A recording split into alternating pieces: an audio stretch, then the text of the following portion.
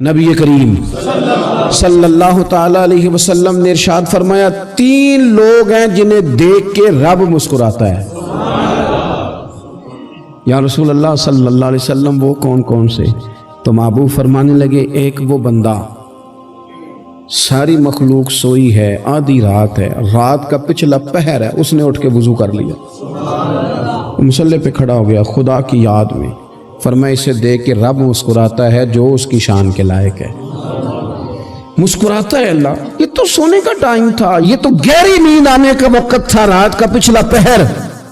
رات پوے تے بے درداں نو نیند پیاری آوے تے درد منداں نو یاد سجن دی ستیاں بھی آن جگاوے، اور ساون کی کالی راتوں میں جب بوندا باندی ہوتی ہے وہ راتوں کو اٹھ اٹھ روتے ہیں جب خلقت ساری سوتی ہے۔ اللہ مسکراتا ہے۔ اور سننا میرے بھائی، میرے نبی پاک صلی اللہ تعالی علیہ وسلم فرماتے ہیں جب مسلمان نماز کے لیے صفیں بناتے ہیں نا، ترتیب لگ رہی ہوتی ہے، اب اللہ کی بارگاہ میں کھڑے ہوں گے، قیام کریں گے، رکوع کریں گے، سجود کریں گے، فرمایا جب مومن صفیں بناتے ہیں تو رب دیکھ کے مسکراتا ہے، مسکراتا ہے۔ کمال ہو گئے عروج بندگی کا، جب بندے کو دیکھ کے رب مسکرائے، خدا بندے سے خود پوچھے بتا تیری رضا کیا ہے، مسکراتا ہے۔ اور میرے نبی پاک علیہ السلام فرماتے ہیں جب مجاہد جہاد کے لیے صفیں سیدھی کرتے ہیں، آج تو یہ رب کے نام پہ مرنے ہی آ گئے، یہ صفوں میں کھڑے ہوں گے، ترتیب سے لڑیں گے، ترتیب سے گلا کاٹیں گے کافروں کا یا شہادت لیں گے۔ فرمایا جب جہاد کے لوگ صفیں بناتے ہیں تو رب انہیں دیکھ کے مسکراتا ہے۔ کتنے نصیبوں والا وہ بندہ ہے جسے دیکھ کے مسکرا دیا۔ او یار کبھی تیرا بیٹا تیرے سامنے مسکرائے نا چھوٹا تو تیرا دل باغ باغ ہو جاتا ہے۔ تیری ماں بیمار کسی ایک دن صحیح طرح ہنس پڑے تو طبیعت خوش ہو جاتی۔ مجھے بتاؤ نا جس کا رب بھی اسے دیکھ کے ہنس پڑے، جو اس کی شان کے لائق ہے، کیا اس بندے کے نصیبیں ہیں، کیا اس کے مقدر ہیں۔ آپ اس مقام پر اپنے آپ کو لائیں۔ اب دیکھیں نا یہ حدیث ہم نے سن لی، اب ہم نے نا اس طرح صفیں نہیں بنانے جس طرح ساری دنیا، اب ذرا صفیں بھی شوق سے بنائیں گے، اب ذرا تھوڑا سا شوق پیدا کریں گے، بھئی یہ تو میں وہ کام کرنے لگا ہوں جسے دیکھ کے رب مسکراتا ہے۔ نبی پاک صلی اللہ علیہ وسلم نے فرمایا جب کو بندہ توبہ کرتا ہے نا، ہم توبہ کا رٹا لگاتے ہیں، یا اللہ میری توبہ یا اللہ۔ اور توبہ کا تو مطلب یہ ہے کہ پچھلے گناہوں سے پکی توبہ، آج کے بعد یہ غلطی نہ کرنے کا پکا وعدہ۔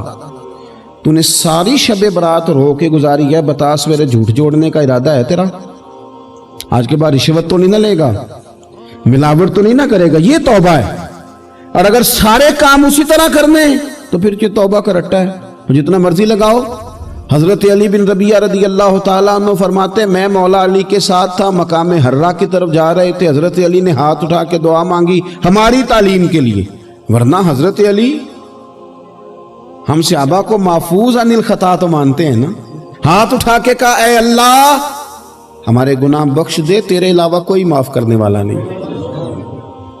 اور پھر حضرت علی آسمان کی طرف دیکھا اور دیکھ کے نا حضرت علی بن ربیعہ کو تو مسکرائے۔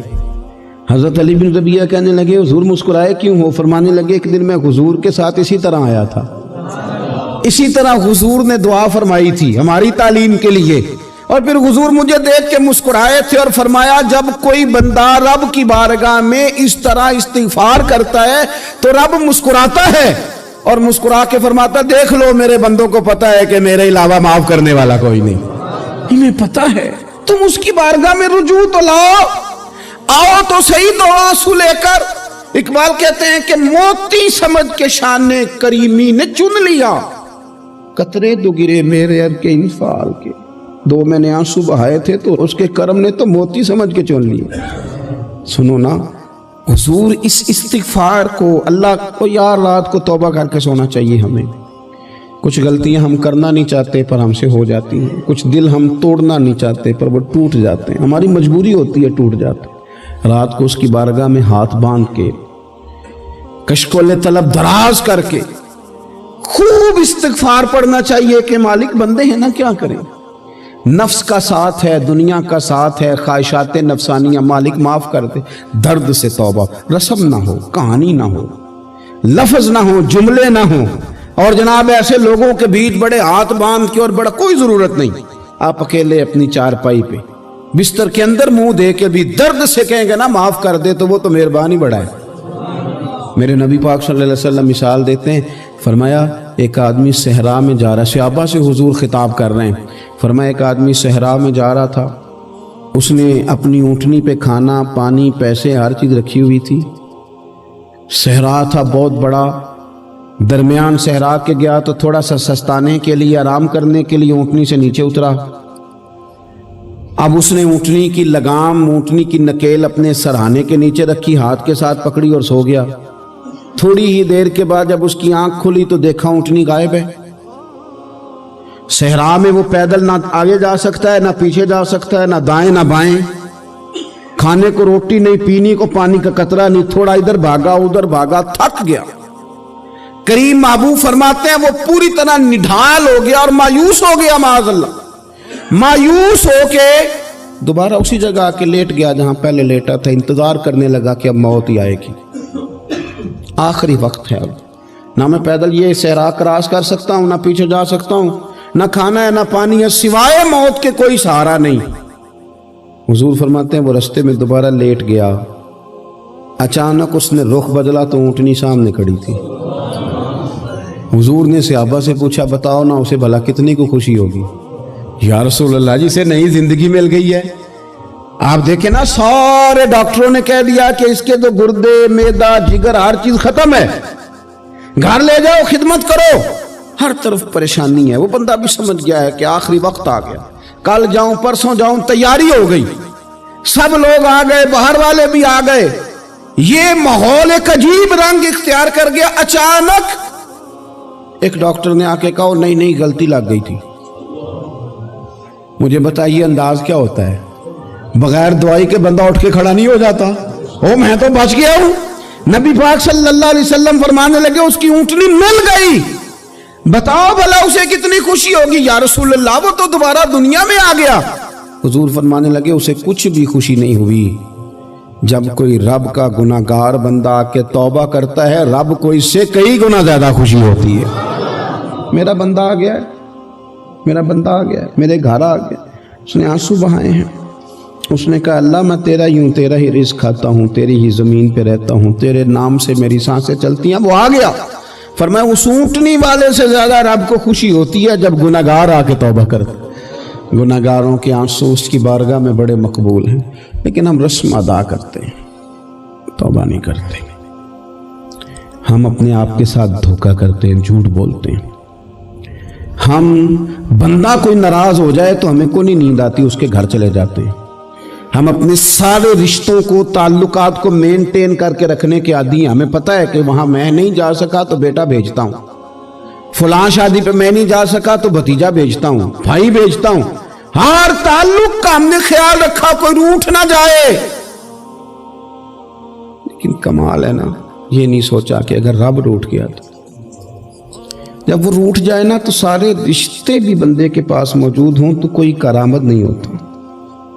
फिर करोड़ों रुपया जेब में हो तो डॉक्टरों की दवाइयां असर नहीं करती। वो रूठ जाए तो फिर इंसान इस तरह से फिसलता है कि बड़े बड़े उसके पास दरवाजे होते हैं पर किसी जगह उसका हाथ नहीं लगता। खुदारा सुनो, नबी पाक सल्लल्लाहु अलैहि वसल्लम के पास मेहमान आ गया, बुखारी मुस्लिम है।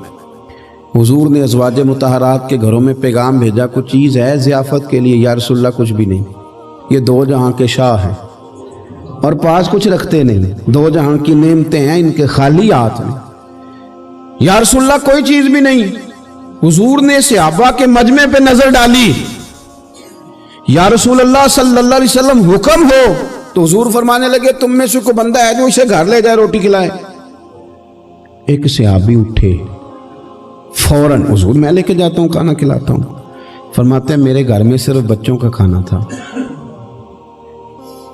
ये नहीं कि फ्रीजर भरा हुआ है नेमतों से, सिर्फ बच्चों का खाना। ये नहीं कि किसी को देख के अपनी हंडिया पे बर्तन दे लिया, सिर्फ बच्चों का खाना। कहते हैं घर गया, बीवी से कहा क्या कैफियत है? कहने लगी बच्चों की रोटी है। मैंने कहा बच्चे सुला दे, सुबह नाश्ता कर लेंगे। تو کہنے لگی آپ کیا کھائیں گے؟ تو میں نے کہا نہ میں کھاؤں گا نہ تو کھائے گی، مہمان جو نبی پاک کا ہے۔ کہا اچھا، اب ذرا تجویز دیکھو میاں بیوی کی سوجھی آپس میں۔ کہتے ہیں کھانا لگا دینا، کیونکہ ایک آدھ بندے کا کھانا ہے۔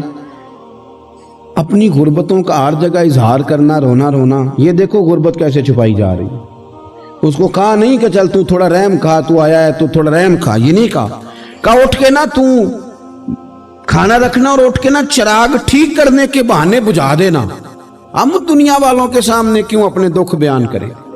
ہم جو کہیں گے رب رسول کی بارگاہ میں کہیں گے۔ تو نا چراغ ٹھیک کرنے کے بہانے، اہلیہ اٹھی کھانا دینے کے بعد چراغ ٹھیک کرنے کے بہانے بجھا دیا۔ خامد بھی ہاتھ چلاتے رہے، بیوی کبھی برتن رکھتی کبھی اٹھاتی، پتہ چلے کہ کھانا کھا رہے ہیں، کھانا کھایا جا رہا ہے۔ کہتے ہیں مہمان پیٹ بھر کے کھانا کھا گیا۔ یہ کام ہوا رات کے اندھیرے میں، اس وقت ہوا جب چراغ بھی بند تھا، اس وقت ہوا جب کوئی دیکھنے والا نہیں تھا، کسی پڑوسی کو بھی خبر نہیں تھی۔ فرماتے ہیں صبح کے اجالے میں اس مہمان کو لے کے مسجد نبوی میں نے قدم رکھا تو نبی کریم نے فرمایا رات جو تم نے کام کیا ہے نا، اسے دیکھ کے میرا رب بڑا مسکرایا ہے، اللہ بڑا مسکرایا ہے۔ اللہ تر دامنی پہ شیخ ہماری نہ جائیے، ہم دامن نہ چھوڑ دیں تو فرشتے وضو کریں۔ یہ شان ہے صحابہ کی۔ نبی کریم علیہ السلام نے فرمایا رب رات مسکرایا تیرا یہ انداز دیکھ کے، اور اس نے قرآن نازل کیا وَيُؤْثِرُونَ عَلَىٰ أَنفُسِهِمْ وَلَوْ كَانَ بِهِمْ خَصَاصَةٌ۔ کچھ لوگ وہ ہیں جنہیں بڑی بھی ضرورت ہو تو دوسروں پر اثار کر دیتے ہیں۔